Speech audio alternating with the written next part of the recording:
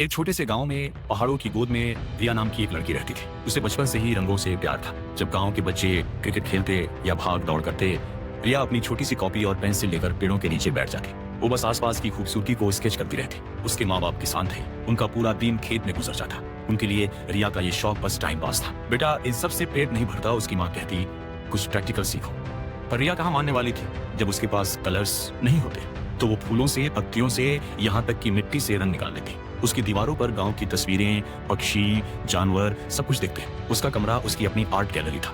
एक दिन गांव में एक पुरानी न्यूज़पेपर आई। उसमें एक बड़े शहर के आर्ट कंपटीशन का ऐड था। रिया की आंखें चमक उठी। उसे लगा यही चांस है। गांव से शहर जाना और कंपटीशन में हिस्सा लेना बहुत महंगा था। रिया ने अपनी गुल्लक तोड़ी, दोस्तों से थोड़ा उधार लिया।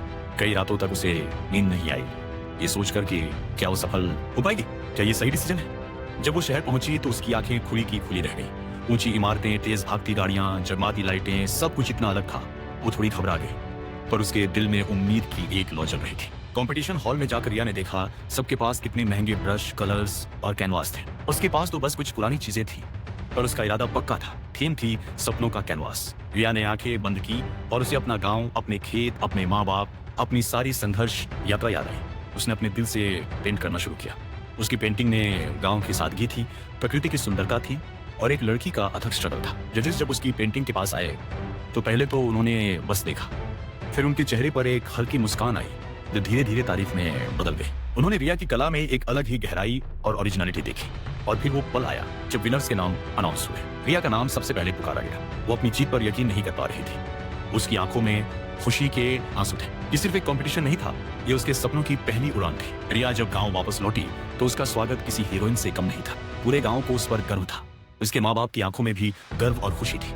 उन्होंने पहली बार महसूस किया कि आर्ट भी एक करियर हो सकता है। आज रिया सिर्फ एक सफल आर्टिस्ट नहीं है, वो अपने गांव के बच्चों को फ्री में पेंटिंग सिखाती है। उसने एक छोटी सी आर्ट क्लास खोली है जहां बच्चे अपने सपनों को रंगों से भरते हैं। रिया की कहानी हमें सिखाती है कि अगर हम अपने जुनून पर भरोसा करें, चाहे कितनी भी मुश्किलें आए, हम अपनी मेहनत और लगन से हर चैलेंज को पार कर सकते हैं। तुम्हारे सपने ही तुम्हारी सबसे बड़ी पावर है।